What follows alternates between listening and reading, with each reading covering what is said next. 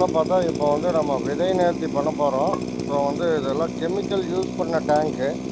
இந்த டேங்க்கில் வந்து நம்ம வந்து ஆர்கானிக் ஃபெர்டிலைசர்ஸ் எல்லாம் யூஸ் பண்ணுறப்போ ஒரு 2 எலுமிச்சம்பழம் அந்த ஃபில்டரோட அந்த இதுலேயே வந்து ஸ்ப்ரேயர்லேயே ஒரு ஃபில்ட்ரு கொடுத்துருப்பாங்களா, அந்த ஃபில்ட்ரோட நம்ம வந்து அதில் எலுமிச்சம்பழத்தை நல்லா வந்து 2ஆக அரிச்சு ஒரு 2 பழத்தை நல்லா புழிஞ்சுட்டு அதை வந்து நல்லா கைவிட்டு நல்லா சுற்றி வாஷ் பண்ணி விட்டு அதுக்கப்புறம் நம்ம ஸ்ப்ரே பண்ணிட்டா அந்த கெமிக்கலோட பவர் எல்லாம் முழுசும் குறைஞ்சிரும்.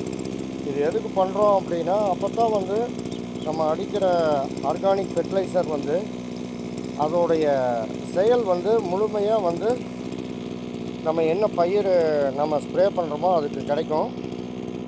விதை நேர்த்தி பண்ணாமல், அதாவது விதை நேர்த்தி இல்லை, டேங்கை வந்து முறையாக க்ளீன் பண்ணாமல் நம்ம வந்து ஆர்கானிக் ஃபெர்டிலைசர்ஸ் பயன்படுத்தும் போது அதோடைய பவர் செயலிழந்து அங்கே வந்து நம்ம பயிரில் வந்து நம்ம ரிசல்ட் எடுக்க முடியாது. அதுக்காக நம்ம வந்து எலுமிச்சம்பழத்தை புழிஞ்சுட்டு நம்ம பண்ணுறோம். எலுமிச்சம்பழம் கிடைக்காதவங்க எலுமிச்சக்காய் யூஸ் பண்ணலாம். இல்லைன்னா மாட்டு கோமியத்தை நம்ம வந்து ஃபில் பண்ணி அதை வந்து நம்ம ஸ்ப்ரே பண்ணி விடலாம். இதுதான் வந்து நம்ம வந்து கெமிக்கல் ஃபெர்டிலைசர்ஸ் யூஸ் பண்ண டேங்கை ஆர்கானிக் ஃபெர்டிலைசர்ஸ் யூஸ் பண்ணுறதுக்கு நம்ம தயார் பண்ணக்கூடிய மெத்தடு.